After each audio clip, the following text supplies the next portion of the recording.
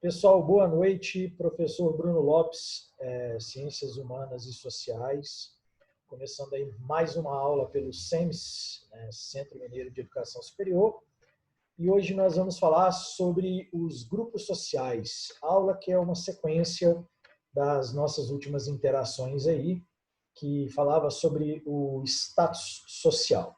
Bom, o que são os grupos sociais, basicamente, falando aí para vocês, né? Aquele resumão do início aí. Vai ser qualquer forma de associação humana onde os indivíduos se reúnem.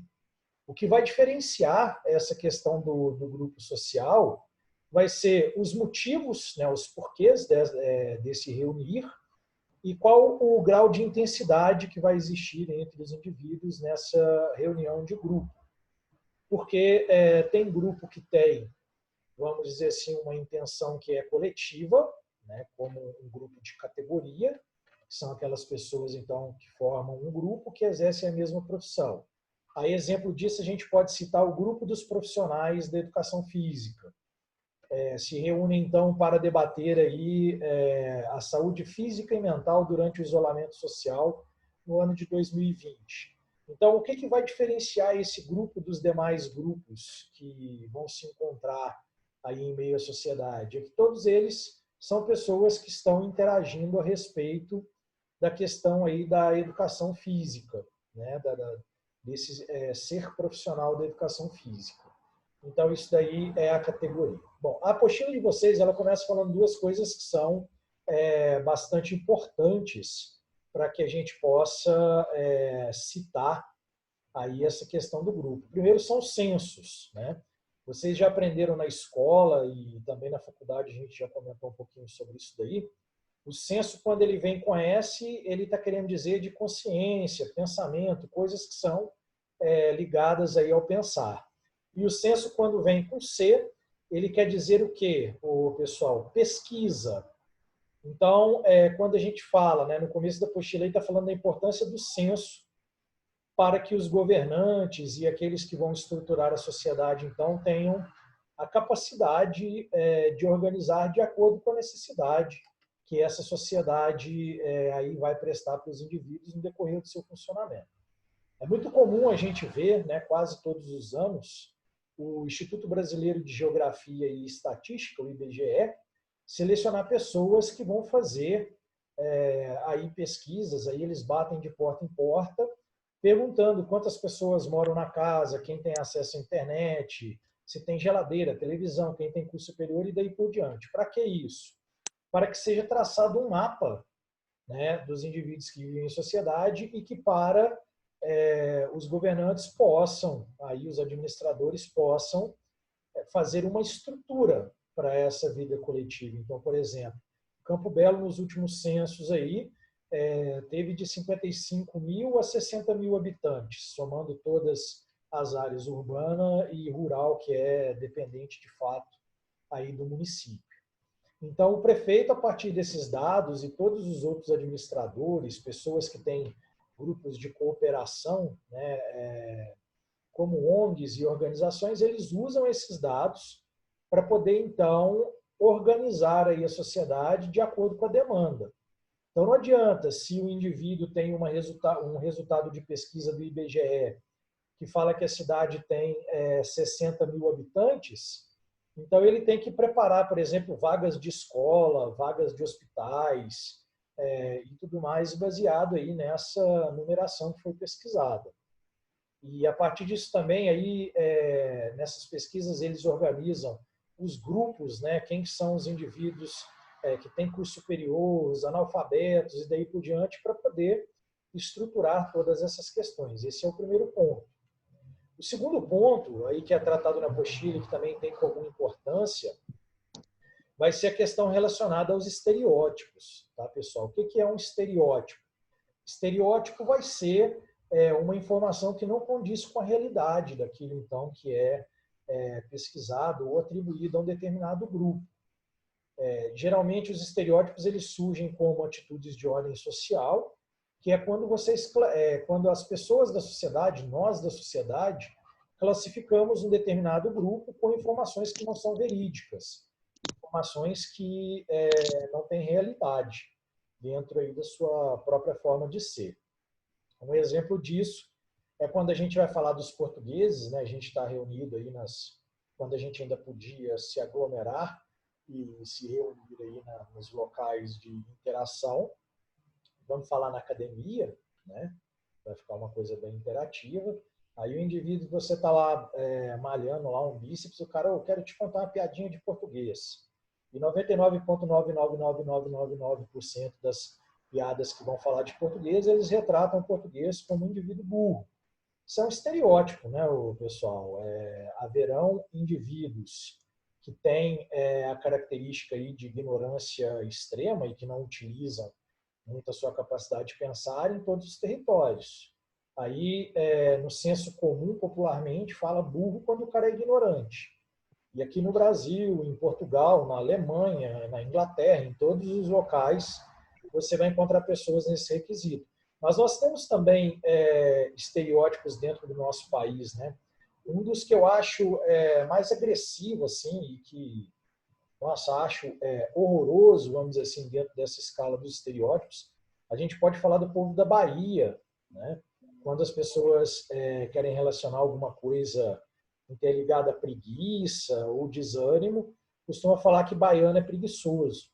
Mas eu costumo usar nas minhas aulas, né, e isso é constante nas aulas que eu ministro sobre os temas, quando a gente vai passear lá na praia e está deitadão lá nas esteiras, né, curtindo férias e coisas nesse sentido assim, entendeu? O que vai acontecer? Quem está nos servindo, quem está trabalhando, correndo de um lado para o outro, são os baianos. Tá o mineiro deitado na espreguiçadeira, tá o carioca, tá o paulista, tá todo mundo. E é perigoso ainda dentro do estereótipo o cara contar uma piadinha falando que, vamos dizer assim, os caras sejam preguiçosos, que eles não queiram trabalhar e coisas assim nesse sentido. Então, a gente tem que policiar-nos, né? Claro que as piadas elas são engraçadas, então elas sempre serão contadas aí para os indivíduos, mas a gente também tem que levar em consideração aí que o estereótipo ele é uma realidade infundada. Então, quando você vai analisar um grupo social, professor, dá um exemplo aí de grupo social que pode sofrer esses estereótipos. Nada melhor, mais complexo e mais violento para falarmos do que política, né, o turno. É quando você vira e fala assim, o grupo que votou em Bolsonaro grupo de pessoas burras, ou o grupo que votou no Haddad é um grupo de pessoas burras, o grupo que votou no Amoedo é um grupo de pessoas burras. Quer dizer, isso não condiz com a realidade. Muitas vezes são projetos de governo, projetos políticos e coisas nesse sentido, que levam as pessoas a votarem em um determinado grupo de pensamento. Quando você vai ali restringe o indivíduo ao grupo, fazendo com que ele concorde com todas as ideias, você está fazendo o quê? Você está praticando um estereótipo. Então, nem todo mundo que simplesmente praticou o voto em fulano, beltrano ou ciclano, ele concorda com tudo que o indivíduo faça, com tudo que o indivíduo queira. E uma das maiores prerrogativas sociais de todos os grupos também é nós pensarmos que todos os indivíduos podem mudar de opinião. Já trabalhamos isso em sala, né, exaustivamente. Então, o senso e a questão ligada aí ao estereótipo é isso. E temos que zelar para que isso não fique acontecendo. Segundo o filósofo Jean-Paul Sartre, né, para que um grupo social se configure mesmo como grupo, tem que ter a serialidade. O que seria haver essa serialidade? Esse grupo ele tem que ter aí uma intenção entre si. Então, se nós formamos um grupo para bem-estar físico e mental, e um dos indivíduos que faz parte do nosso grupo luta contra o bem-estar físico e mental, ele não faz parte do grupo, entendeu? Ele pode estar ali agregado naquele momento como um simples espectador, um simples indivíduo, né? Mas ele não faz parte do grupo. Para haver essa interligação, o que o filósofo chama aí de serialidade seria o quê, o pessoal? Haver uma intenção mútua de seguir aquele caminho que foi determinado, né? Então, a interação é que faz para a sociologia a importância dessa observação dos grupos. Caso você se pergunte durante a leitura aí da apostila, o que todo mundo faz, é falar assim, não, mas a sociologia estuda o grupo social como esse aglomerado de pessoas que têm o mesmo pensamento. A psicanálise, a psiquiatria e várias outras formas de pensar têm outros conceitos também para a questão do grupo, né? Mas que sempre vai cair nessa finalidade, então, de interesse mútuo, que os grupos vão se reunir aí para poder evidenciar, trabalhar algum tema ou fazer alguma coisa, né? O que vai acontecer, pessoal? Esses grupos também determinam qual que serão seus costumes próprios, quais que serão suas formas de agir, né? A partir do momento que nós começamos a conviver nesses grupos, a gente determina as regras que a gente vai determinar para que todo mundo que entre dentro dessa mentalidade, dentro dessa forma de organização, tenha que exercer. Então, por exemplo, um grupo social formado por professores profissionais da educação física, que vai tentar garantir o bem-estar físico, entendeu? Muitas vezes eles determinam que nesses grupos não possa haver simpatia ou mesmo prática do tabagismo e coisas nesse sentido. Então, são regras, né, que vocês vão ver durante a leitura aí da apostila, são regras que, inclusive, se encaixam dentro aí do próprio padrão moral das regras da sociedade, né? O próprio desenvolvimento moral da sociedade faz com que esses grupos sejam então organizados. E quais são os principais grupos que a gente vive em sociedade?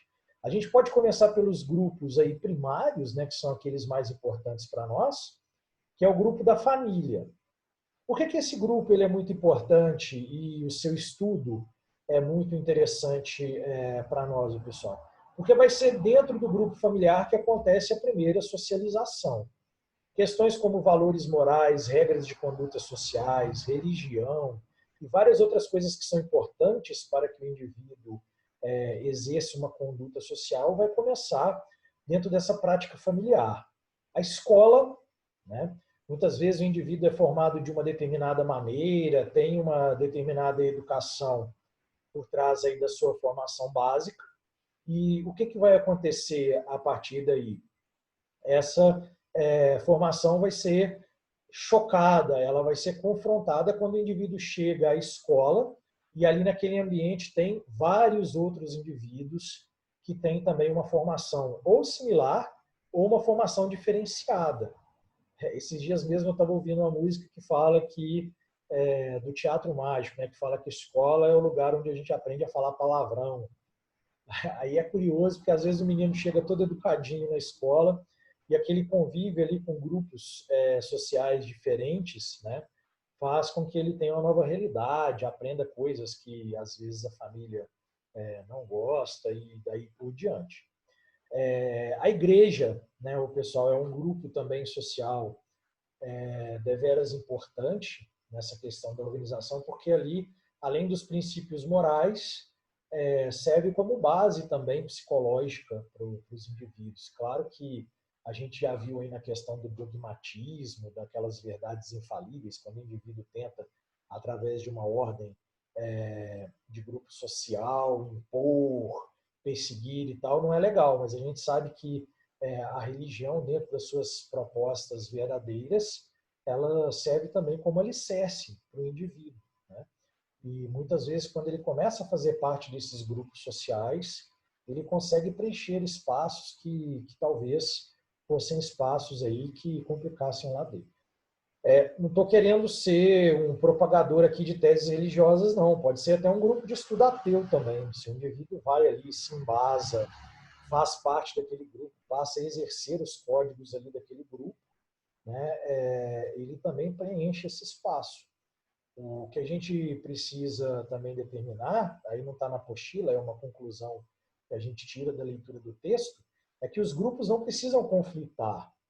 Então, por exemplo, se você tem um grupo de católicos e um grupo de evangélicos, eles não precisam ser conflitantes, como a gente vê esses extremistas, os Daesh, como são chamados lá no Oriente Médio, né? A televisão chama de fundamentalista, mas fundamentalista é todo aquele indivíduo que segue um fundamento à risca.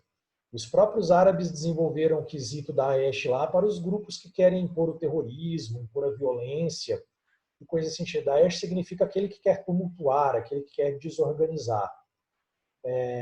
As religiões, elas podem, os grupos religiosos, eles podem simplesmente conviver com os indivíduos. Nas apostilas e nos textos, a gente encontra também os clubes, né, onde você vai ali e tem um grupo de esporte de final de semana, peteca, vôlei, basquete, coisas nesse sentido assim. Os indivíduos se reúnem para poder praticar o esporte e, a partir daí, eles vão fundamentando também ideias, vão trocando informações sobre todo esse funcionamento social.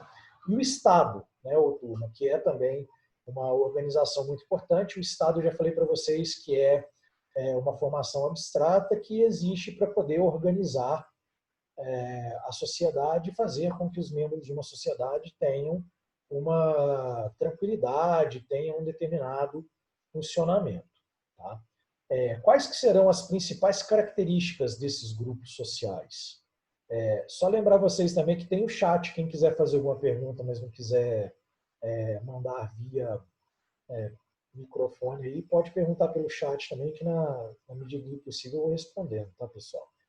Pluralidade de indivíduos. Então, não tem como formar um grupo social, o próprio nome já fala, né?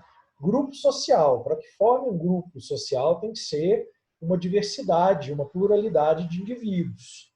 Você virar e falar assim, professor, mas tem como montar um grupo, por exemplo, eu e você? Entendeu? Aí é uma dupla, né? Mas se for 3, 4, 5, 6 pessoas a formar um grupo para uma determinada finalidade, aí a gente consegue sim estruturar isso. O próprio nome, né, a nomenclatura aí dos termos já nos mostra, um grupo social, quer dizer, vários indivíduos que têm concordância sobre aquilo ali. Dentro do grupo também, pessoal, é fundamental que haja interação social. Esse grupo, ele entra em contato e tem que trocar ideias, fazer um funcionamento. Não sei se vocês já participaram ou já viram, né? Tem grupos de WhatsApp que a galera vai lá, forma o grupo e ninguém fala nada. Aí simplesmente todo mundo entra, entendeu? Faz parte do grupo e ninguém fala nada. Então deixa de ser um grupo. Ok? Aí você pode relacionar com qualquer outra coisa, mas a interação social ela também é importante. A organização desses grupos ela é feita de forma interna. As regras, as condutas, como que vai funcionar, vai ser estruturado dentro do próprio grupo. E esse grupo ele vai seguir as regras de acordo com o quê? Com as suas necessidades básicas. Então, vocês criaram, por exemplo, um grupo aí para poder, como eu falei anteriormente, ficou legal esse exemplo aí, cuidar da integridade física, né, da saúde física. Aí serão colocadas normas, serão colocadas aí regras dentro do grupo que serão debatidas pelos indivíduos. Quem quebra essa regra, né, fica meio que fora do padrão e da necessidade aí do mesmo. A objetividade e exterioridade aí também é um dos fundamentos mais importantes do grupo. Por quê? O grupo, quando você chega a fazer parte do grupo, a menos que você tenha criado o grupo, quando você chega para fazer parte dele, isso quer dizer que ele existiu antes de você. E ele também é exterior a você. E se você sai do grupo, deixa de fazer parte do grupo, o que vai acontecer? Ele continua existindo. Dá um complemento disso daí, professor. Dá um exemplo. Quando a gente chega na nossa família, né, o turno, já existe o grupo familiar, a família já está formada. Então, é a gente que vai fazer parte daquele grupo familiar. E se nós sairmos, deixarmos o grupo familiar por N motivos que a gente conhece, a família continuará existindo com suas regras, seus princípios e tudo mais aí que pode ser pensado nesse momento. A consciência grupal é quando o indivíduo ele reconhece a importância do grupo. E a partir do momento que ele reconhece a importância do grupo, o que ele vai fazer? Ele vai, então, zelar para que os princípios daquele grupo ali sejam preservados, para que o princípio daquele grupo ali, então, se mantenha. Isso daí gera um outro princípio, né, que é a continuidade. A partir do momento que todos reconhecem, fazem o possível para que haja uma continuidade do grupo, aí, então ele vai se renovando. Aí você pode me perguntar assim, que é uma curiosidade também quando eu estou lendo essas questões sociais de grupos, né? Mas e se uma parte dos indivíduos passam a discordar daquilo que está sendo ali, então, colocado como pensamento? Aí o que vai acontecer com essa parte do grupo que deixa de concordar? Vai sair do grupo, que continuará existindo, né? E vai formar, então, um outro grupo. Aí esse outro grupo se organizará com nova mentalidade, com novas regras morais e daí por diante. Uma pergunta aqui, o pessoal. Pode ser feito um grupo mesmo que os membros tenham ideias diferentes? Se sim, que tipo de grupo é esse? Continua sendo um grupo social? Depende da diferença de ideias. Se as ideias são diferentes, mas os indivíduos eles concordam em permanecer agregados, concordam em permanecer juntos para poder desenvolver aí, então, um pensamento, o turma, ele dá continuidade. Agora, um grupo social onde o indivíduo não concorda e fica lutando contra tudo que está sendo feito, com o passar do tempo é natural aí que seja expurgado, né? Que seja o camarada, então, convidado a se retirar, ou ele mesmo se retire, e daí por diante. Um exemplo que a gente pode elaborar aqui de forma grosseira, só para ilustrar essa aula, suponhamos que vocês montam um grupo para saúde física, né? E, sei lá, um grupo para poder malhar, para poder ter melhores condições aí de saúde, etc. E eu sou um camarada que, além de não concordar, né, então eu dou lá minhas escorregadas, minhas jacadas, como diz um aluno meu, mas eu fico lutando também contra o grupo, né? Eu fico fazendo com que o grupo, então, perca aquele incentivo, aquela vibe, então, do seu objetivo. Se eu não dou conta de manter uma regra e tal, mas continuo colaborando com o grupo, sim, eu posso permanecer nele. Mas a partir do momento que eu me torno um ponto discordante e começo a atrapalhar o grupo, aí é muito difícil, né, pessoal, que tal indivíduo consiga ter essa permanência, consiga, digamos assim, ter uma boa harmonia com o grupo que se forma. Os tipos de grupos sociais, eles vão se dividir em três partes. Os grupos primários, né, que são aqueles que têm contatos primários, aí você já sabe o significado disso, nós podemos dar exemplo aí de famílias, vizinhos e amigos. Os grupos secundários, que são os contatos secundários, né, quando você vai à igreja, membros de órgãos estatais e daí por diante. Por que é um grupo secundário? Porque você participa daquelas reuniões, daquilo ali e tal, mas vocês não têm o contato informal, aquele contato íntimo que a gente estudou nas outras aulas. E os grupos intermediários. Quais que são as principais características desses grupos intermediários? Eles conseguem agregar os dois tipos, tanto os contatos primários quanto os secundários. Aí eles fazem, aí, então, uma interação entre eles, tá, o pessoal. Professor, mas por que é muito importante para mim saber essa diferenciação? Mais ou menos assim, você montou sua academia lá e tem um grupo de bem-estar físico para poder cuidar aí do corpo e da mente.